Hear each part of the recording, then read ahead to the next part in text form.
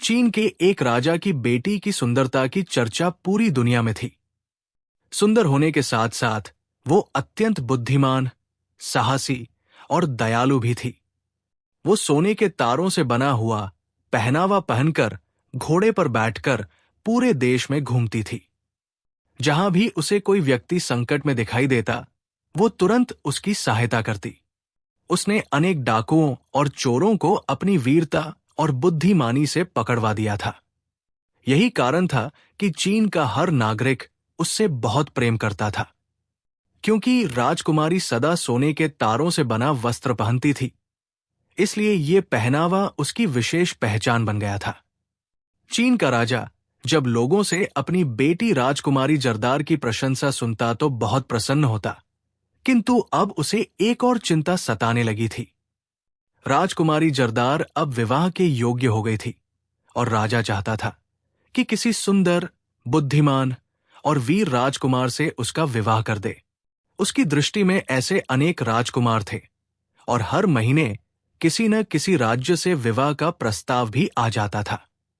परंतु राजकुमारी हर रिश्ते में कोई न कोई कमी निकालकर उसे मना कर देती और राजा को विवश होकर इनकार करना पड़ता। राजा ने राजकुमारी को कई बार समझाया कि वो इन प्रस्तावों को न ठुकराए। अंततः एक न एक दिन उसे विवाह तो करना ही है। किंतु राजकुमारी राजा के गले में हाथ डालकर प्रसन्नता से बस इतना कहती कि जब कोई अच्छा रिश्ता आएगा तो वो अवश्य मान जाएगी। राजा ये सुनकर चुप हो जाता। राजा दरबार में राजकुमारी को अपने साथ बैठाता था ताकि लोगों के मुकदमों का निर्णय करते समय उससे परामर्श ले सके। राजा ने देखा था कि राजकुमारी के सुझाव बहुत सटीक होते थे और लोग उन निर्णयों से बहुत प्रसन्न होते थे। राजा महीने में एक बार आम दरबार लगाता था और देश के हर व्यक्ति को वहां उपस्थित होने और अपनी समस्या बताने की अनुमति थी। किसी भी व्यक्ति को दरबार में आने से कोई रोक नहीं सकता था। इस दरबार के कारण राजा के देश में बहुत शांति थी। कोई सामंत या बड़ा व्यक्ति किसी निर्बल का अधिकार नहीं छीनता था और न ही उसे तंग करता था, क्योंकि उसे पता था कि यदि दरबार में उसके विरुद्ध शिकायत हुई तो राजा उसे कठोर दंड देगा। आज भी आम दरबार लगा हुआ था और राजा के साथ राजकुमारी जरदार बैठी हुई थी। अन्य सभी अधिकारी अपने अपने पद के अनुसार कुर्सियों पर बैठे थे। राजा दरबार में बैठा मुग्ध में सुन रहा था और राजकुमारी के परामर्श से निर्णय ले रहा था। अचानक एक अत्यंत बूढ़ा व्यक्ति, जिसके बाल सफेद थे और बुढ़ापे के कारण जिसकी कमर झुक गई थी, लाठी के सहारे दरबार में आया। दुहाई है राजा साहब, दुहाई है, बूढ़े ने भीतर आकर निर्बल स्वर में कहा। राजा और राजकुमारी दोनों उस बूढ़े को न्याय मांगते देखकर चौंक गए।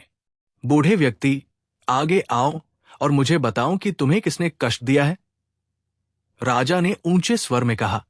बूढ़ा धीरे धीरे कदम बढ़ाता हुआ राजा के सामने पहुंचा। राजा साहब, मेरे साथ न्याय किया जाए, परंतु न्याय करने से पहले आप ये वचन दें कि अपराधी चाहे कोई भी हो, आप उसे दंड अवश्य देंगे।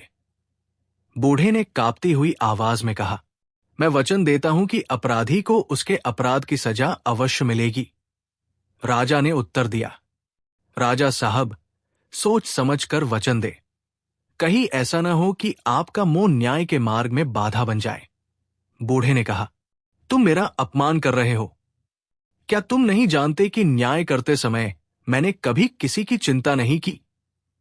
राजा ने विश्वास के साथ कहा, राजा साहब, आपकी बेटी राजकुमारी जरदार ने मेरे जवान बेटे की हत्या कर दी है। वो मेरा इकलौता बेटा था, बहुत ही सीधा और आज्ञाकारी।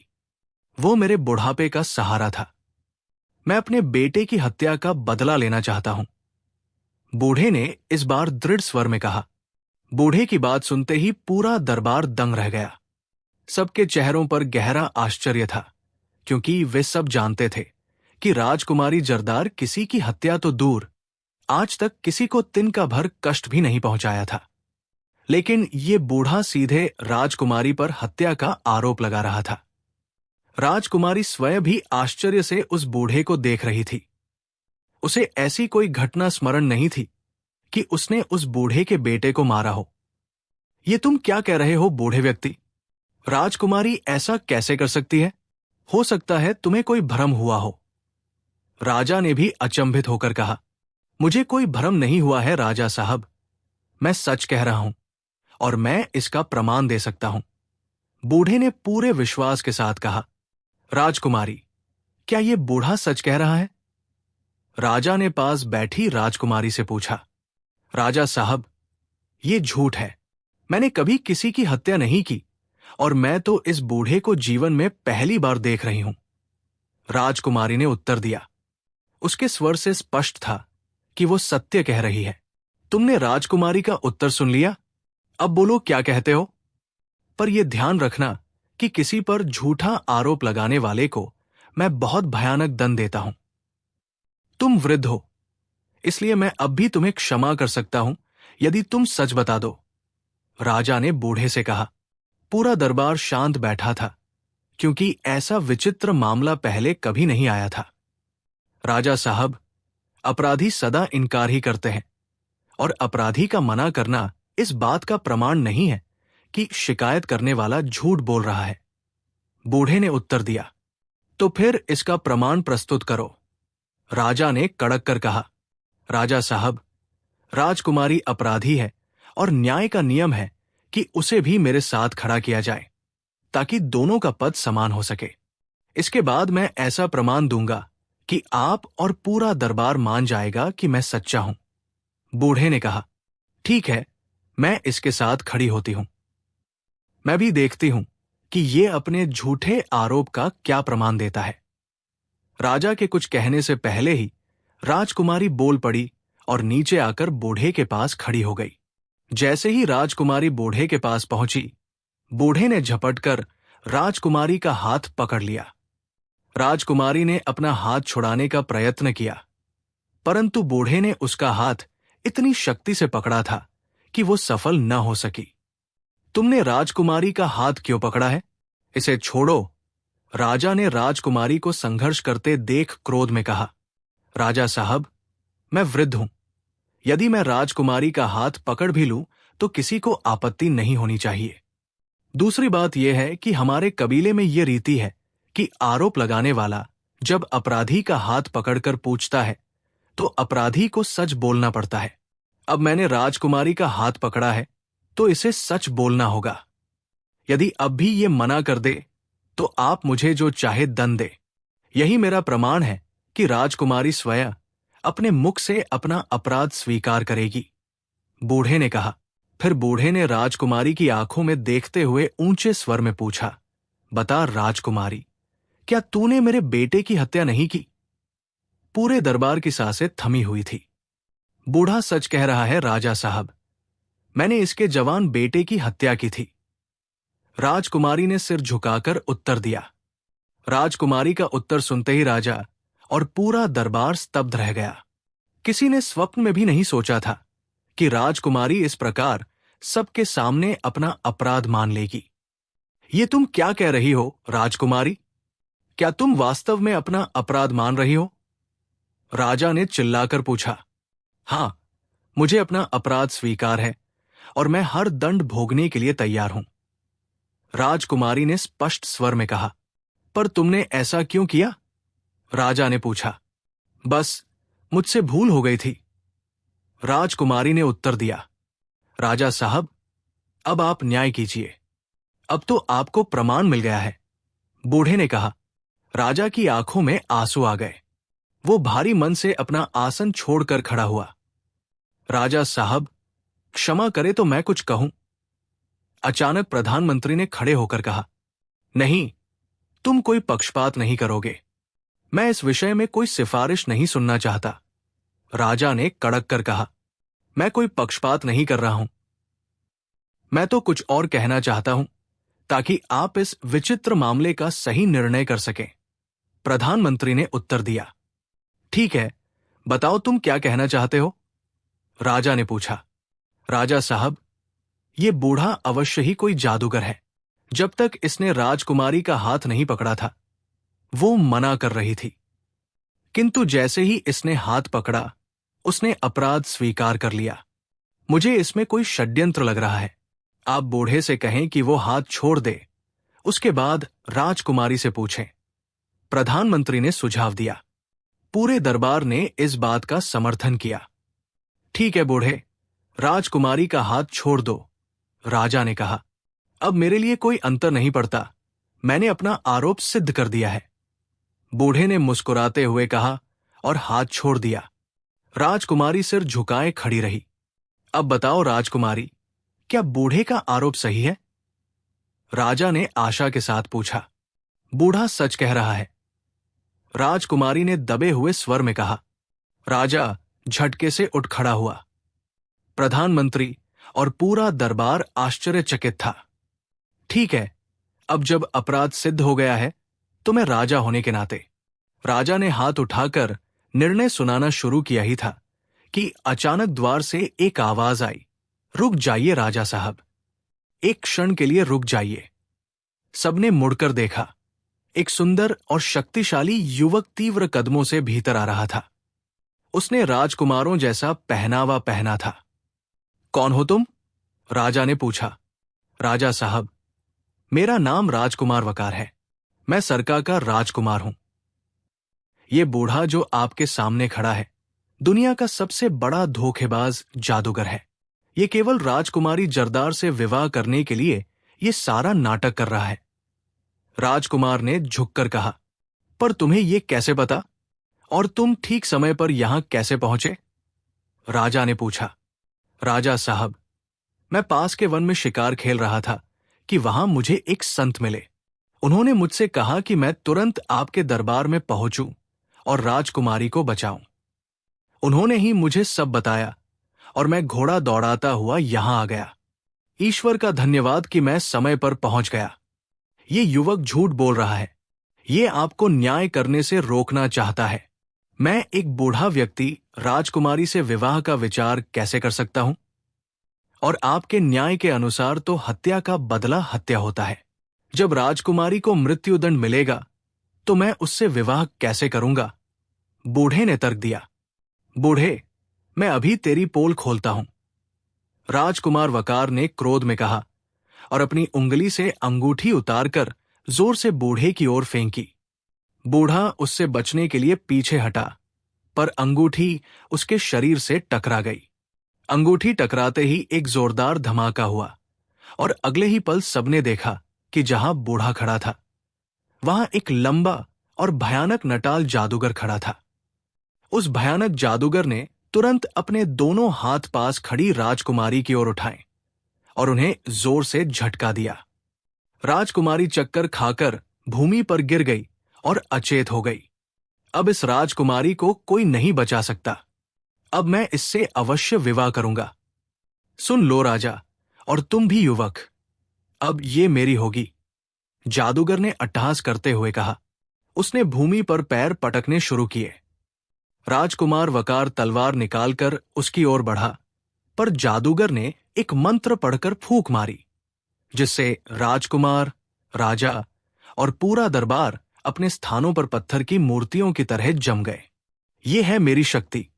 मैंने सोचा था कि धोखे से राजकुमारी को मृत्युदंड दिलवा दूंगा और जब उसे दफना दिया जाएगा तो मैं उसकी देह निकाल ले जाऊंगा और उसे जीवित करके विवाह कर लूंगा।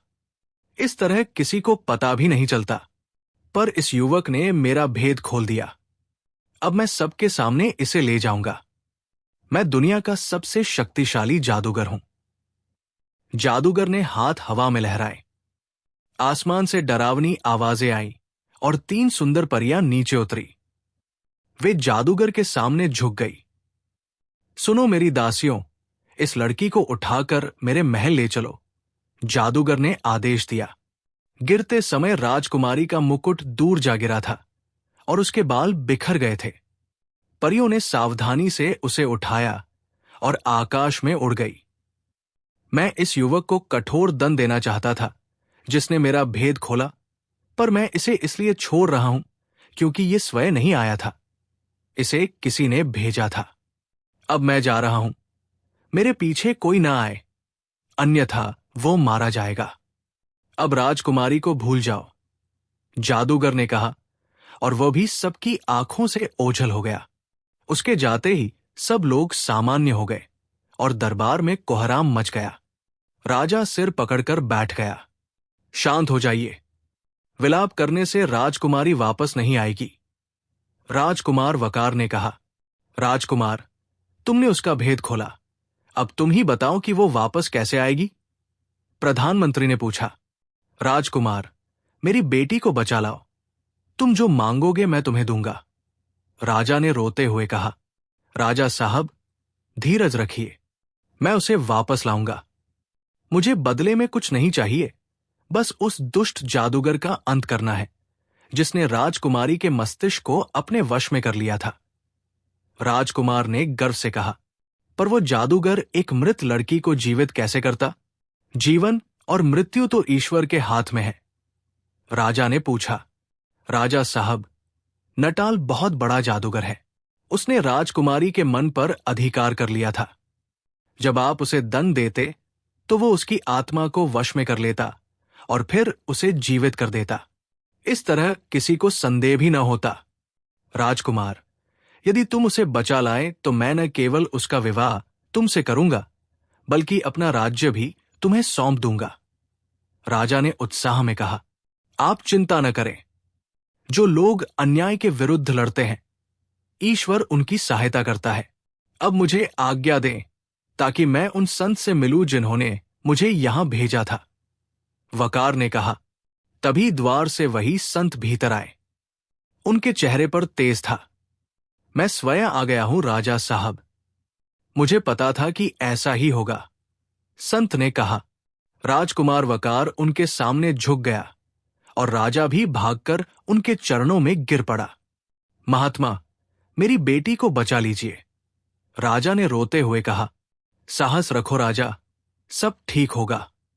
तुम ये दरबार समाप्त करो और राजकुमार वकार के साथ अकेले कमरे में चलो। वे एक विशेष कक्ष में पहुंचे। राजकुमार, तुम बहुत वीर हो, मैं चाहता हूं कि यह कार्य तुम्हारे हाथों पूर्ण हो। संत ने कहा, मैं तैयार हूं महाराज। वकार ने उत्तर दिया। महात्मा, यदि आप स्वयं उस समय दरबार में आ जाते तो वो जादूगर मेरी बेटी को न ले जा पाता। राजा ने धीरे से कहा, तुम इन रहस्यों को नहीं जानते राजा। मैं उस समय एक विशेष साधना में था और जंगल से बाहर नहीं आ सकता था। यदि मैं साधना छोड़कर आता तो पूरा दरबार जलकर भस्म हो जाता। इसलिए मैंने इस युवक को अंगूठी देकर भेजा था। मुझे लगा था कि भेद खुलते ही जादूगर भाग जाएगा, पर वो उसे ले गया। फिर भी यदि साहस करे तो उसे बचाया जा सकता है। महात्मा, वो उसे कहाँ ले गया है? मैं अभी निकलता हूं। वकार ने कहा, रुको, पहले मुझे देखने दो। संत ने आंखें बंद कर ली।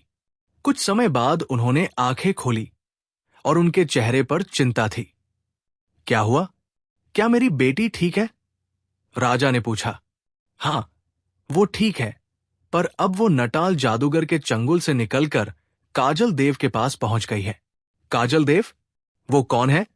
दोनों ने पूछा। काजल देव चीन की पहाड़ियों में रहता है।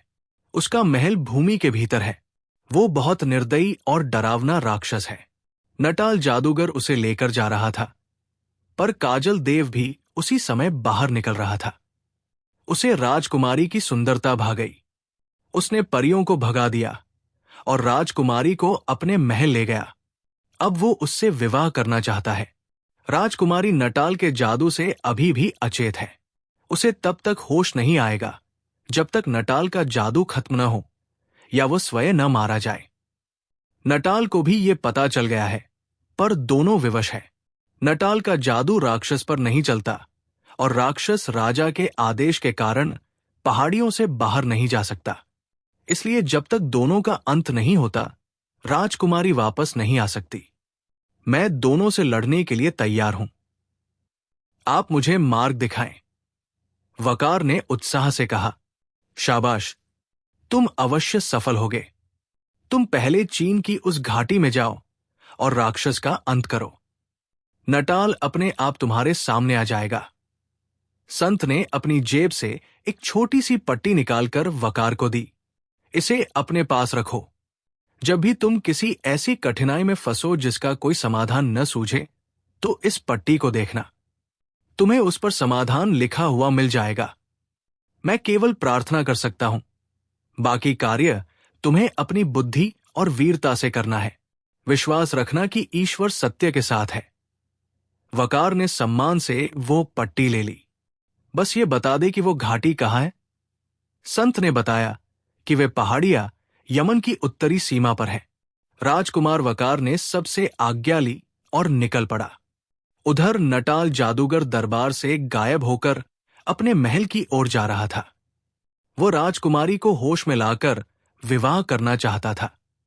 उसे रास्ते में काजल देव का डर था, क्योंकि वह राक्षस बहुत खूंखार था और चीन के राजा ने उसे सजा के तौर पर उन पहाड़ियों के नीचे कैद कर रखा था। जादूगर के महल जाने का मार्ग वहीं से होकर जाता था।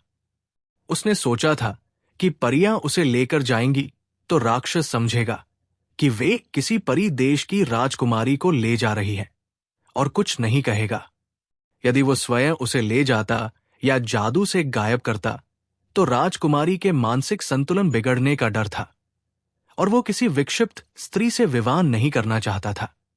पर जब वो अपने महल पहुंचा और उसे पता चला कि राजकुमारी वहां नहीं पहुंची है, तो वो बहुत चिंतित हुआ। वो अपने एक विशेष कक्ष में गया जहां दीवारों पर बड़े बड़े दर्पण लगे थे। वो एक दर्पण के सामने खड़ा हुआ और मंत्र पढ़ने लगा। दर्पण धीरे धीरे साफ होने लगा और फिर एकदम काला पड़ गया। जादूगर ने उस पर अपनी हथेलियां मारी, जिससे एक धमाका हुआ और दर्पण चमकने लगा। उसमें उसे वो दृश्य दिखाई दिया जहां 3 परियां राजकुमारी को ले जा रही थी। जैसे ही वे चीन की पहाड़ियों के ऊपर से गुजरी, काजल देव भूमि से बाहर निकल रहा था। उसकी दृष्टि राजकुमारी पर पड़ी। इतनी सुंदर कन्या, उसने कहा, और वो आकाश में उड़ने लगा। जादूगर ये सब देख रहा था और उसे बहुत क्रोध आ रहा था, पर वो असहाय था, क्योंकि ये भूतकाल का दृश्य था जिसे वो बदल नहीं सकता था। राक्षस ने परियों को रोका और पूछा, ये कौन है और तुम इसे किसके आदेश पर ले जा रही हो? एक परी ने कहा कि वह राजकुमारी जरदार है और वे उसे चीन के राजा के आदेश पर ले जा रही है। उसे लगा था कि राक्षस राजा के नाम से डर जाएगा, पर राक्षस को अब सत्य का पता चल गया था। अब वो भला कहां पीछे हटने वाला था। तुम इसे क्यों ले जा रही हो? नटाल जादूगर इसका क्या करेगा? काजल देव ने पूछा। वो इस लड़की से विवाह करना चाहता होगा, क्योंकि एक बार वो कह रहा था कि चीन के राजा की बेटी राजकुमारी जरदार बहुत सुंदर है और वो उसे किसी दिन उड़ा लाएगा ताकि उससे विवाह कर सके। परी ने उत्तर दिया, इतनी सुंदर लड़की से वो बदसूरत व्यक्ति विवाह करेगा? ये कैसे हो सकता है? इसके लिए तो मुझ जैसा सुंदर और शक्तिशाली पुरुष चाहिए। काजल देव ने अट्टहास करते हुए कहा। नटाल जादूगर उसकी बात सुनकर क्रोध से जलने लगा। अपनी शक्ल देखी है? कभी इसने दर्पण में स्वयं को सुंदर कहा है? नटाल जादूगर ने क्रोध में फुसफुसाते हुए कहा, तुम हमारा मार्ग छोड़ो, हमें विलंब हो रहा है। यदि हमसे पहले हमारा जादूगर महल पहुंच गया तो वो हमें देर से पहुंचने पर दंड देगा। परियों ने कहा, यदि ये बात है तो फिर इस लड़की को यहीं छोड़ जाओ। अब मैंने निर्णय कर लिया है कि इस सुंदर लड़की से मैं विवाह करूंगा, वो जादूगर नहीं करेगा। नहीं नहीं, हट जाओ, हम राजकुमारी को तुम्हारे हवाले नहीं कर सकते, परियों ने व्याकुल होकर कहा। मगर अगले ही क्षण काजल देव ने क्रोध से दहाड़ते हुए एक परी की गर्दन पकड़कर जोर से मरोड़ दी। परी की एक जोरदार चीख निकली और फिर वो प्राणहीन होकर भूमि पर गिरने लगी। दूसरी परियों ने जब अपनी साथी का ये हाल देखा तो वे भय से चिल्लाने लगी और उन्होंने राजकुमारी जरदार को उठाकर तेजी से इधर उधर उड़ने का प्रयास किया, किंतु वे कोमल और निर्बल परियां उस भयानक और शक्तिशाली राक्षस का सामना कैसे कर सकती थी? काजल देव ने एक एक हाथ से दोनों की गर्दनें पकड़ी और फिर जोरदार झटका दिया। परियों के मुख से चीखें निकली और उनकी गर्दनें टूट गई। राजकुमारी जरदार उनके हाथों से निकलकर किसी गेंद की तरह भूमि की ओर गिरने लगी। परियों का अंत करते ही काजल देव ने बिजली की गति से गोता लगाया और भूमि के निकट जाकर गिरती हुई राजकुमारी जरदार को दोनों हाथों से संभाल लिया। अगले ही क्षण वो भूमि पर उतरकर राजकुमारी सहित भूमि के भीतर समा गया और ओझल हो गया। तीनों परियों के शव वही भूमि पर बिखरे रहे। नटाल जादूगर बहुत देर तक शांत खड़ा सोचता रहा कि अब किस प्रकार इस भयानक और निर्दयी राक्षस के चंगुल से राजकुमारी जरदार को निकाला जाए, किंतु कोई उपाय उसकी समझ में नहीं आ रहा था। वो उस राक्षस के महल में प्रवेश नहीं कर सकता था, क्योंकि वहां परियों के राजा ने जादूगरों का प्रवेश वर्जित कर रखा था। परियों के राजा को भय था कि कहीं काजल देव किसी जादूगर की सहायता से वहां से भाग न जाए। नटाल जादूगर को परियों के राजा की शक्ति का अनुमान था। उसे ज्ञात था कि यदि कोई जादूगर इस महल में घुसा तो वो तुरंत जलकर भस्म हो जाएगा और उसका जादू किसी काम नहीं आएगा। वो बहुत देर तक सोचता रहा, फिर उसने अपनी दोनों हथेलियां दर्पण पर फेरी और तेजी से मुड़कर कमरे के बीच में रखी मेज तक पहुंचा। उसने उस पर रखे एक बड़े प्याले को उठाया और फिर एक और रखे चाकू को उठाकर उसकी नोक अपनी उंगली में चुभा ली। नोक चुभते ही उसकी उंगली से रक्त की धार निकलकर प्याले में गिरने लगी। जादूगर ने तुरंत अपनी उंगली को मुंह में लेकर चूसना शुरू कर दिया। उंगली चूसते ही रक्त निकलना बंद हो गया। अब जादूगर झुककर ध्यान से प्याले में पड़े अपने रक्त को देखने लगा।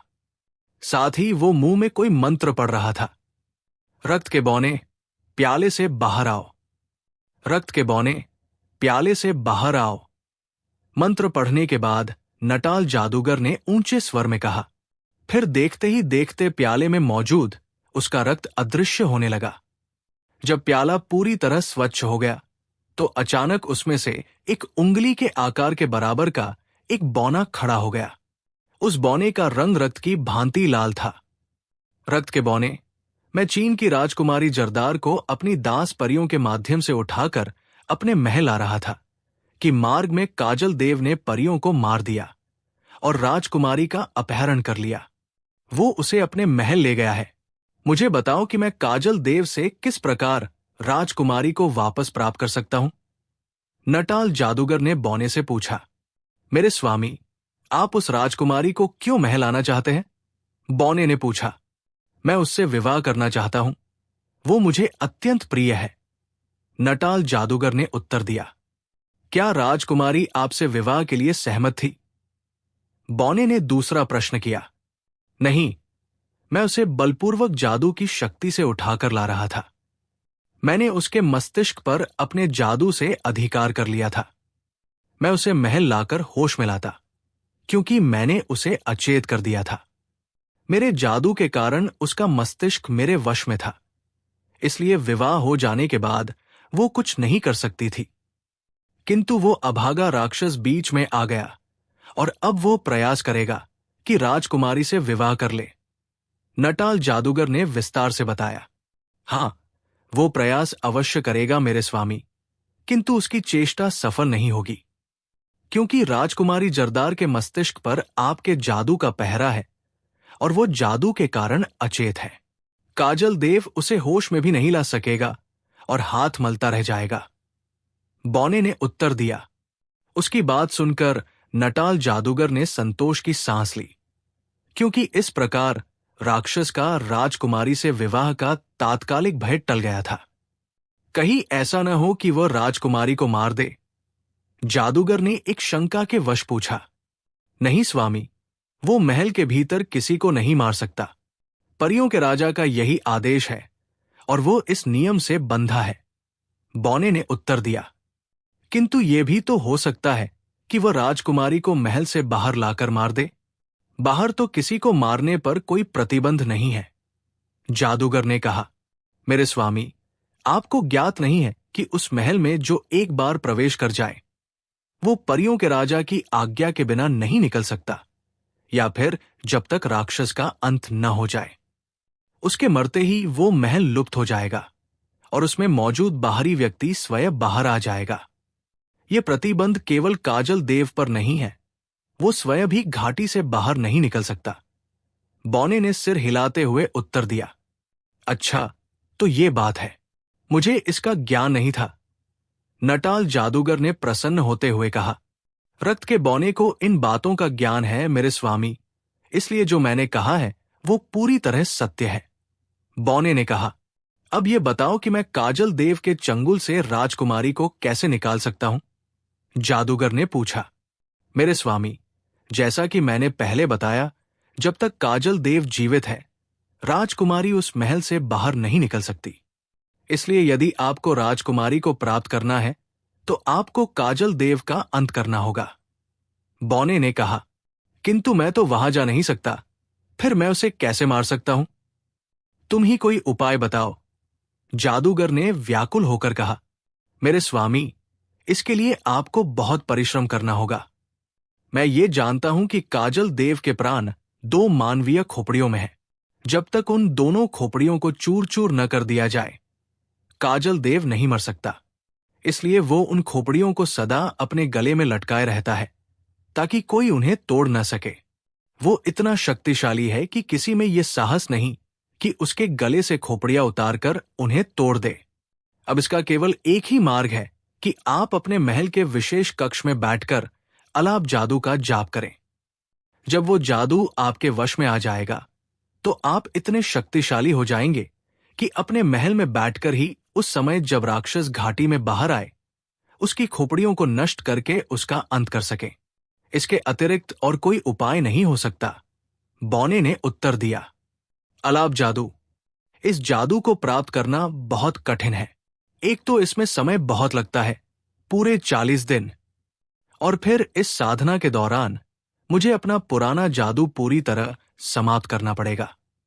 इन 40 दिनों के दौरान मैं बिल्कुल साधारण मनुष्यों जैसा हो जाऊंगा। यदि इस बीच कोई मेरे महल में आ गया तो वो सरलता से मेरा वध कर सकेगा। कोई और उपाय बताओ। नटाल जादूगर ने सिर हिलाते हुए कहा। मेरे स्वामी, इसके अतिरिक्त और कोई उपाय नहीं है। यदि आप राजकुमारी को पुनः प्राप्त करना चाहते हैं तो आपको अलाप जादू हर स्थिति में प्राप्त करना होगा। यदि आप अपनी मृत्यु से भयभीत हैं तो आप ऐसा कर सकते हैं कि अपना जादू समाप्त करने से पहले आप अपने प्राण किसी पक्षी में सुरक्षित करके उसे किसी ऐसी गुप्त जगह छिपा दें जहां कोई न पहुंच सके। इस प्रकार आप सुरक्षित हो जाएंगे। बौने ने सुझाव दिया। बहुत उत्तम, ये तुमने वास्तव में अच्छा सुझाव दिया है। अब मैं अवश्य अलाप जादू प्राप्त करूंगा और उसके बाद काजल देव का अंत करके राजकुमारी को प्राप्त कर लूंगा। तुम्हारा बहुत धन्यवाद। अब तुम वापस जा सकते हो। जादूगर ने प्रसन्न होकर कहा। एक बात और बता दूं कि राजकुमार वकार राजकुमारी को प्राप्त करने के लिए उसके पिता के महल से निकल चुका है। वो पहले काजल देव का अंत करने जा रहा है। यदि वो सफल हो गया तो वो आपकी ओर आएगा, इसलिए उससे सावधान रहना। बौने ने कहा। वह तो पहले काजल देव के हाथों ही मारा जाएगा, क्योंकि कोई साधारण मनुष्य उस राक्षस का कुछ नहीं बिगाड़ सकता। केवल मैं ही अलाप जादू सीख कर उसका अंत कर सकता हूं। नटाल जादूगर ने गर्व से कहा। मैंने अपना कर्तव्य पूर्ण कर दिया है कि आपको पहले ही संकट से सावधान कर दिया। बौने ने कहा, तुम चिंता मत करो, ये तुच्छ मनुष्य हमारा कुछ नहीं बिगाड़ सकते। अब तुम जाओ। जादूगर ने कहा। उसी क्षण बौने का आकार घटने लगा। जब वो उंगली जितना रह गया तो उछलकर प्याले के भीतर समा गया और अदृश्य हो गया। अब प्याला रिक्त था। जादूगर तेजी से मुड़ा और महल के नीचे बने तहखाने की सीढ़ियां उतरने लगा। ये तहखाना उसने विशेष रूप से साधना के लिए बनवाया था। उसने वहां पहुंचकर द्वार बंद किया और सबसे पहले एक मंत्र पढ़कर अपना हाथ हवा में लहराया तो उसके हाथ में एक 7 रंगों वाली सुंदर चिड़िया आ गई। उसने चिड़िया को मुट्ठी में दबाकर अपने मुंह के निकट रखा और अपने प्राण चिड़िया में भेजने वाला मंत्र पढ़ना शुरू किया। वो बहुत देर तक मंत्र पढ़ता रहा, फिर उसने अचानक चिड़िया की चोंच खोली और उसे अपने मुंह से लगाकर जोर से फूंक मारी। नटाल जादूगर ने 3 बार फूंक मारी। चिड़िया की आंखें लाल होती चली गई। जादूगर उसे ध्यान से देखने लगा। आंखों का लाल होना इस बात का संकेत था कि मंत्र सफल रहा और उसकी जान चिड़िया में जा चुकी है। अब वो तब तक नहीं मर सकता था जब तक चिड़िया जीवित रहती। जब उसे पूर्ण विश्वास हो गया तो वो चिड़िया को लेकर बाहर आया। अब वो उसे किसी ऐसी जगह छिपाना चाहता था जहां कोई न पहुंच सके। वो पूरे महल में घूमता रहा, कई स्थान देखे पर संतोष नहीं हुआ। फिर सीढ़ियों के पास पहुंचकर उसे एक विचार आया। उसने सीढ़ियों के नीचे बना एक छोटा कमरा देखा जिसका द्वार भीतर की ओर था। उसने एक मंत्र से छोटा पिंजरा बनाया, चिड़िया को उसमें डाला और उसे कमरे की छत के हुक से लटका दिया। बाहर आकर उसने द्वार को जादू से बंद कर दिया ताकि किसी को पता न चले कि वहां कोई कमरा है। इसके बाद उसने महल के मुख्य पहरेदार को बुलाया। वो एक हबशी था जिसे उसने जादू से वश में किया हुआ था। जादूगर ने उसे आदेश दिया कि वह 40 दिनों तक साधना करेगा। इस बीच कोई भीतर ना आने पाए। इसके बाद वो अपने विशेष कक्ष में गया और अपने वस्त्र उतार दिए। अलाप जादू सीखने के लिए केवल एक वस्त्र पहनना अनिवार्य था। फिर उसने अपना पुराना जादू समाप्त करने की प्रक्रिया शुरू की। इसके लिए उसे अपने हाथ पैरों की उंगलियों से रक्त निकालकर पीना था। उसने चाकू से उंगलियों पर घाव किए और रक्त प्याले में एकत्रित किया। अंत में उसने वो रक्त पी लिया। अब वो एक शक्तिशाली जादूगर के स्थान पर एक साधारण मनुष्य था। किंतु उसे भय नहीं था क्योंकि उसके प्राण 7 रंग वाली चिड़िया में सुरक्षित थे। उसे विश्वास था कि अलाप जादू प्राप्त करने के बाद वो संसार का सबसे बड़ा जादूगर बन जाएगा और राजकुमारी को भी प्राप्त कर लेगा। उसने भूमि पर बैठकर आंखें बंद की और मंत्र जपना शुरू कर दिया। उधर काजल देव राजकुमारी को अपने महल ले आया था। वो अत्यंत प्रसन्न था कि उसे घर बैठे ही संसार की सबसे सुंदर कन्या मिल गई है। उसने राजकुमारी को एक सजे हुए पलंग पर लिटाया और उसे होश में लाने के लिए झकझोरने लगा। पर जब वो सफल नहीं हुआ तो वो चिंतित हो गया। उसे समझ नहीं आ रहा था कि वो जाग क्यों नहीं रही है। सोचते सोचते उसे अपनी एक वृद्ध दासी का विचार आया। वो दासी थोड़ा बहुत जादू जानती थी और बीते हुए समय की बातें बता सकती थी। उसने जोर से उसे पुकारा। कुछ ही समय में एक अत्यंत वृद्ध स्त्री कमरे में आई। आदेश दे स्वामी, उसने पूछा। बुढ़िया देखो, मैं विवाह के लिए कितनी सुंदर स्त्री लाया हूं। राक्षस ने संकेत किया। ये तो किसी देश की राजकुमारी लगती है। बुढ़िया ने कहा, हां, ये चीन की राजकुमारी है। इसे एक जादूगर ले जा रहा था, पर मैंने छीन लिया। अब मैं इससे विवाह करूंगा, पर ये जाग नहीं रही है। तुम बताओ ये कैसे जागेगी? राक्षस ने पूछा। विवाह और आप? बुढ़िया ने चकित होकर कहा। हां, क्यों? क्या मैं सुंदर नहीं हूं? तुम बस इसे होश में ले आओ, राक्षस ने गर्व से कहा। बुढ़िया ने राजकुमारी को ध्यान से देखा और आंखें बंद कर ली। स्वामी, इसका होश में आना कठिन है। नटाल जादूगर ने इसके मस्तिष्क पर अधिकार कर रखा है और इसे जादू से अचेत किया है। जब तक नटाल अपना जादू न हटा ले या वो मारा न जाए, ये नहीं जागेगी। बुढ़िया ने उत्तर दिया। नटाल जादूगर की ये हिम्मत! मैं उसे मार डालूंगा। उसे यहां बुलाओ, राक्षस ने पैर पटकते हुए कहा। स्वामी, नटाल स्वयं इससे विवाह करना चाहता है और वो आपसे रुष्ट है। उसने अपने प्राण 7 रंग वाली चिड़िया में डाल दिए हैं और वो स्वयं अलाप जादू प्राप्त करने बैठ गया है। दूसरी बात ये कि राजकुमारी को बचाने के लिए एक मनुष्य वकार भी यहां आ रहा है। बुढ़िया ने सब बता दिया। उस मनुष्य की ये हिम्मत! उसे तो मैं मसल दूंगा। वो कहाँ है? राक्षस ने पूछा। वो 3 दिन में यहां पहुंच जाएगा। यदि आप आज्ञा दें तो मैं एक उपाय बताओ जिससे आपके शत्रु समाप्त हो जाएंगे और राजकुमारी स्वतंत्र हो जाएगी। वो उपाय क्या है? जल्दी बताओ, राक्षस ने पूछा। स्वामी, नटाल जादूगर इस समय अपना जादू समाप्त कर चुका है और एक साधारण मनुष्य है। उसके महल के पहरेदार मनुष्य हैं जो आपसे जीत नहीं सकते। आप उसके महल जाएं, उन पहरेदारों को मारें और फिर सीढ़ियों के नीचे वाले गुप्त कमरे को खोजें। वहां छत से लटके पिंजरे में वो 7 रंग वाली चिड़िया है। उसकी गर्दन मरोड़ दे, नटाल मर जाएगा। उसके मरते ही राजकुमारी जाग जाएगी। फिर जब वो मनुष्य वकार यहां आए तो उसे भी मार दे। बुढ़िया ने विस्तार से समझाया। उपाय तो बहुत अच्छा है, पर तुम्हें पता है कि परियों के राजा ने मुझे इस घाटी में कैद किया है। मैं बाहर नहीं जा सकता। राक्षस ने निराश होकर कहा। मुझे पता है स्वामी, पर मैंने परियों के राजा को गोद में पाला है और वे मेरा बहुत सम्मान करते हैं। यदि आप कहें तो मैं उनसे आपके लिए विशेष अनुमति ले आऊं। बुढ़िया ने कहा। क्या वे मान जाएंगे? यदि ऐसा है तो बुढ़िया मां, तुम मेरा ये काम कर दो, मैं तुम्हें गुलामी से मुक्त कर दूंगा। राक्षस ने अब उसे मां कहकर पुकारा। राक्षस ने कसम खाकर वचन दिया कि वो उसे मुक्त कर देगा। बुढ़िया वहां से निकल गई और राक्षस प्रतीक्षा करने लगा। वो सोचने लगा कि नटाल को मारने का इससे उत्तम अवसर नहीं मिलेगा। वो थककर सो गया। अचानक बुढ़िया की आवाज से उसकी आंख खुली। स्वामी, उठिए, मैं अनुमति पत्र ले आई हूं। राक्षस ने देखा कि वो खड़ी थी। इतनी जल्दी? उसने पूछा। 1.5 दिन बीत चुका है स्वामी, ये रहा पत्र। बुढ़िया ने कहा। बुढ़िया मां, तुम धन्य हो। मैं अपने वचन के अनुसार तुम्हें आजाद करता हूं। राक्षस ने प्रसन्न होकर कहा। बुढ़िया ने अपनी गुलामी का चिन्ह उतार फेंका।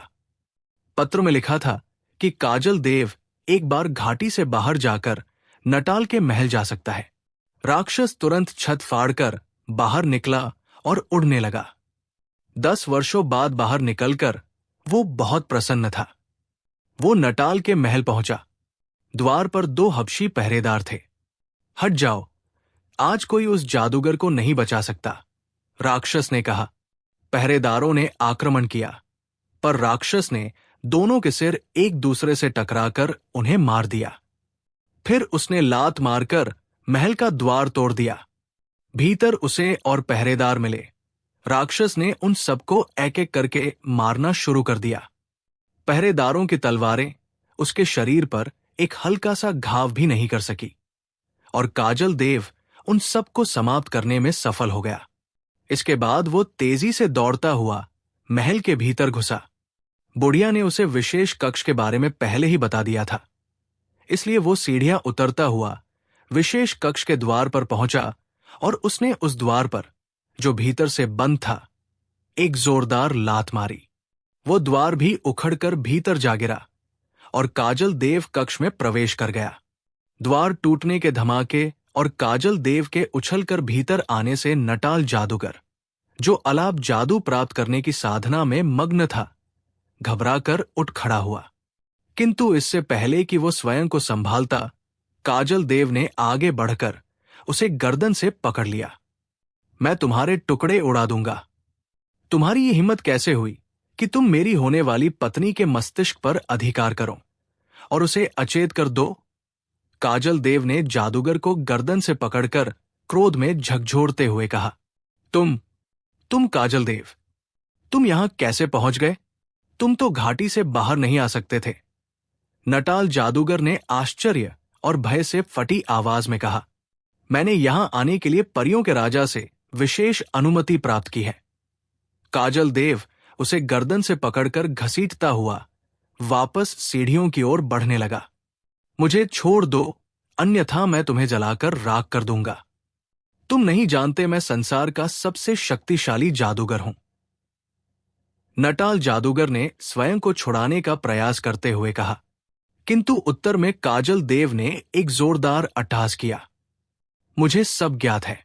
मुझे मारने के लिए तुम अलाप जादू प्राप्त कर रहे थे और उस जादू के लिए तुम अपना सारा पुराना जादू समाप्त कर चुके हो। अब तुम मेरा कुछ नहीं बिगाड़ सकते। काजल देव ने हंसते हुए महल के बरामदे में पहुंचकर कहा। वो नटाल जादूगर को इसी प्रकार गर्दन से पकड़े घसीटता हुआ ले जा रहा था। किंतु तुम मुझे नहीं मार सकते, इसलिए मुझे छोड़ दो। हम आपस में समझौता कर लेते हैं। तुम उस राजकुमारी से विवाह कर लो, मुझे कोई आपत्ति नहीं है। नटाल जादूगर ने रुकती हुई सांसों में कहा, मैं तुम्हारी चाल जानता हूं, ओ नीच जादूगर। तुम बाद में मुझे अवश्य मार दोगे। मैं ऐसा अच्छा अवसर क्यों गवाऊं? मैं जानता हूं तुम्हारी जान 7 रंगों वाली चिड़िया में है। मैं अभी तुम्हारे सामने उसकी गर्दन मरोड़ता हूं। काजल देव ने कहा। फिर वो उसी तरह चीखते चिल्लाते नटाल जादूगर को घसीटता हुआ ऊपर जाने वाली सीढ़ियों के पास वाले कमरे में आया और उसने जोर जोर से उस दीवार पर लाते मारनी शुरू कर दी, जिसमें सीढ़ियों के नीचे वाले कमरे का द्वार था। 2-3 लाते मारते ही दीवार टूट गई और काजल देव जादूगर को गर्दन से पकड़े भीतर घुस गया।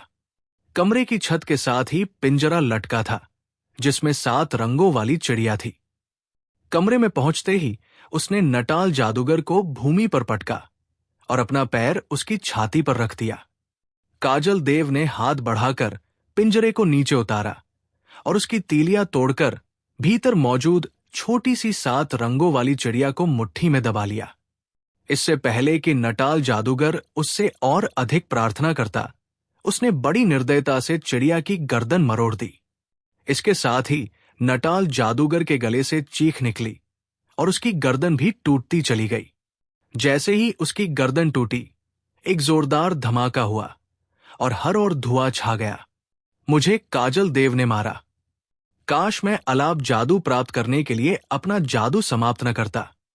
नटाल जादूगर की रोती हुई आवाज सुनाई दी और इसके साथ ही धुआं छंट गया। काजल देव ने देखा कि वो एक मैदान में खड़ा था। महल आदि सब अदृश्य हो चुका था। वो समझ गया कि ये महल जादू का था, इसलिए नटाल जादूगर के मरते ही महल भी लुप्त हो गया है।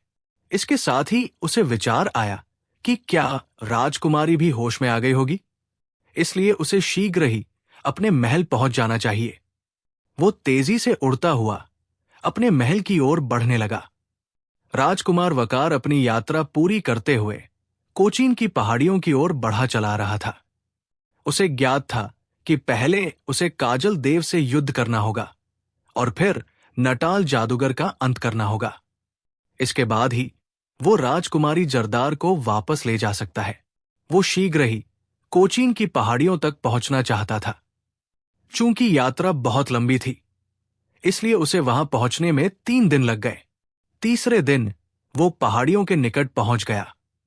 उसने वहां रुककर अपनी जेब से वृद्ध पुरुष की दी हुई पट्टी निकाली।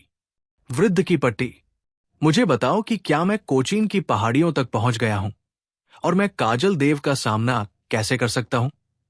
राजकुमार ने पट्टी हाथ में लेकर कहा। अगले ही क्षण पट्टी पर लेख उभर आया। राजकुमार वकार, तुम सही स्थान पर पहुंच गए हो, किंतु काजल देव पर तलवार या खंजर जैसी कोई चीज असर नहीं करती। उसके प्राण उन 2 खोपड़ियों में हैं जो वो हर समय अपने गले में लटकाए रहता है। यदि तुम किसी तरह तलवार के एक ही प्रहार से दोनों खोपड़ियों को एक साथ तोड़ सको तो तुम काजल देव का अंत कर सकोगे। पट्टी का लेख पढ़कर राजकुमार वकार ने एक लंबी सांस ली और पट्टी वापस जेब में डाल ली। उसे ये तो पता चल गया था कि राक्षस के प्राण किसमें हैं, किंतु ये पढ़कर उसे बहुत आश्चर्य हुआ था कि वो इतना शक्तिशाली है कि उस पर कोई शस्त्र काम नहीं करता। फिर भी उसने साहस नहीं हारा और ईश्वर पर भरोसा करके आगे बढ़ा।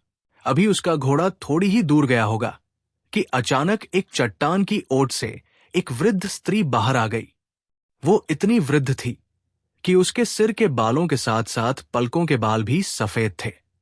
उस वृद्ध स्त्री ने हाथ उठाकर राजकुमार को रुकने का संकेत किया और राजकुमार ने घोड़ा रोक लिया। क्या बात है बुढ़िया मां, तुम यहां अकेली क्यों खड़ी हो? राजकुमार ने बहुत सहानुभूति के साथ पूछा।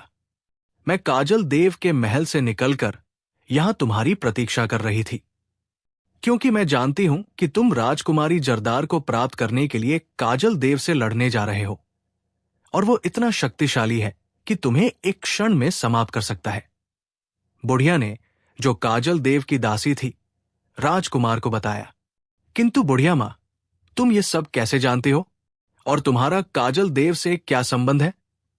राजकुमार ने आश्चर्य से पूछा।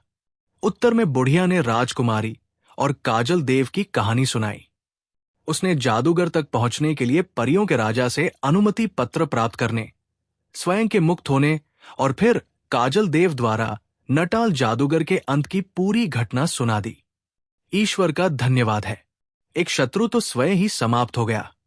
राजकुमार ने कहा, हाँ राजकुमार, मैंने ही काजल देव को वहां भेजा था, क्योंकि मुझे पता था कि तुम उसकी हबशी पहरेदारों की सेना का सामना नहीं कर सकोगे। वे बहुत निर्दयी और भयानक लोग थे, और यदि नटाल जादूगर अलाप जादू प्राप्त न भी कर पाता तो भी वो तुम पर भारी पड़ता। नटाल जादूगर के मरते ही राजकुमारी जरदार होश में आ गई थी। मैं उस समय उसके पास थी। मैंने उसे ढांढस बंधाया। चूंकि जब तक काजल देव का अंत न हो जाए, राजकुमारी उस महल से बाहर नहीं आ सकती थी। इसलिए मैं उसे महल में छोड़कर तुम्हारी प्रतीक्षा में यहां आ गई हूं। बुढ़िया ने कहा, तुम्हारा बहुत धन्यवाद बुढ़िया मां, तुमने हम दोनों के लिए इतना कुछ किया। किंतु तुमने ऐसा क्यों किया, जबकि तुम्हारा संबंध तो मनुष्यों से नहीं है? राजकुमार ने पूछा। मुझे राजकुमारी जरदार को देखकर दया आ गई थी कि इतनी सुंदर और कोमल राजकुमारी उस भालू जैसे राक्षस के कब्जे में रहकर मर जाएगी। फिर मुझे काजल देव की गुलामी से भी मुक्त होना था। इसलिए मैंने इसे सही अवसर समझा और ये सब कर दिया। अब मैं यहां इसलिए आई हूं कि तुम्हें एक ऐसा उपहार दे सकूं जिसके द्वारा तुम काजल देव का अंत कर सको। बुढ़िया ने कहा। फिर उसने जेब से एक अंगूठी निकाली और राजकुमार की ओर बढ़ा दी। इसे पहन लो। इसे पहनने के बाद काजल देव का कोई भी प्रहार तुम पर सफल नहीं होगा और तुम अपनी कुशलता से तलवार चलाकर उसके गले की खोपड़ियां तोड़ देना। बुढ़िया ने कहा, और इसके साथ ही वो अदृश्य हो गई। राजकुमार ने ईश्वर का धन्यवाद किया और अंगूठी पहनकर घोड़ा दौड़ाते हुए पहली पहाड़ी पर चढ़ा। अभी वो मार्ग में ही था कि उसने सामने घाटी के बीच में एक भयानक राक्षस को भूमि से निकलते देखा। उसके गले में 2 मानवीय खोपड़ियां थी और वह दोनों हाथ ऊपर उठाए दहाड़ रहा था। कुछ ही क्षणों में वो बाहर आ गया और राजकुमार की ओर दौड़ने लगा। राजकुमार ने भी साहस से काम लिया और तलवार लहराता हुआ उसकी ओर बढ़ा। काजल देव क्रोध में दहाड़ता हुआ राजकुमार के निकट आया और उसने पूरी शक्ति से राजकुमार को थप्पड़ मारने का प्रयास किया। किंतु उसी क्षण घोड़ा डर के कारण उछला तो राक्षस का थप्पड़ घोड़े की गर्दन पर लगा और घोड़ा राजकुमार सहित ऐसे उड़ता हुआ दूर जा गिरा जैसे वो कोई रबर की गेंद हो। राजकुमार नीचे गिरते ही फुर्ती से उठ खड़ा हुआ। उसे चोटें तो आई थी पर वो संभल गया। काजल देव अब राजकुमार को मारने के लिए दहाड़ता हुआ उसकी ओर बढ़ा। जैसे ही वो निकट पहुंचा, राजकुमार बिजली की गति से एक ओर हो गया। राक्षस ने फिर पूरी शक्ति से हाथ घुमाकर राजकुमार को मारना चाहा, किंतु ठीक समय पर राजकुमार का पैर फिसला और वो नीचे गिरा।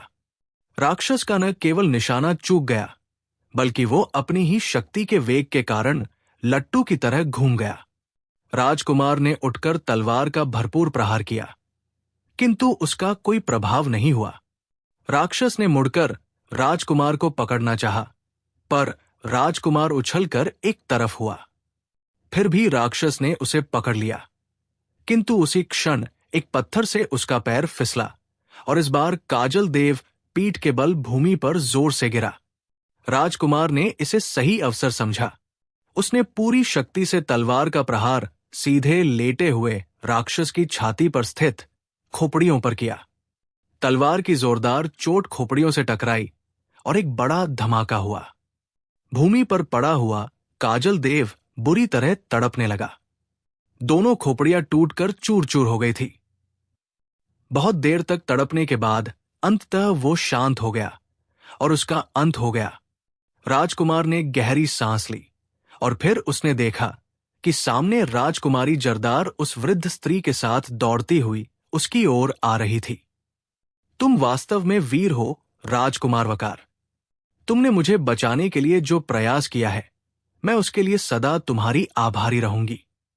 राजकुमारी ने निकट आकर सिर झुकाते हुए कहा, यह तो मेरा कर्तव्य था राजकुमारी, किंतु हम दोनों को वास्तविक धन्यवाद उस बुढ़िया मां का करना चाहिए जिसकी सहायता से यह राक्षस मारा गया है और जिसने काजल देव के हाथों उस भयानक जादूगर का भी अंत करवा दिया। राजकुमार ने उत्तर दिया। राजकुमारी जरदार ने झुककर वृद्ध स्त्री के पैर पकड़ लिए। वृद्ध स्त्री ने उसे उठाकर गले से लगा लिया। ऐसी कोई बात नहीं, ये दोनों ही दुष्ट थे, इसलिए इनका अंत आवश्यक था। और सुनो राजकुमारी, राजकुमार वकार सुंदर भी है और वीर भी, इसलिए तुम इससे विवाह करने से मना मत करना, बुढ़िया ने कहा।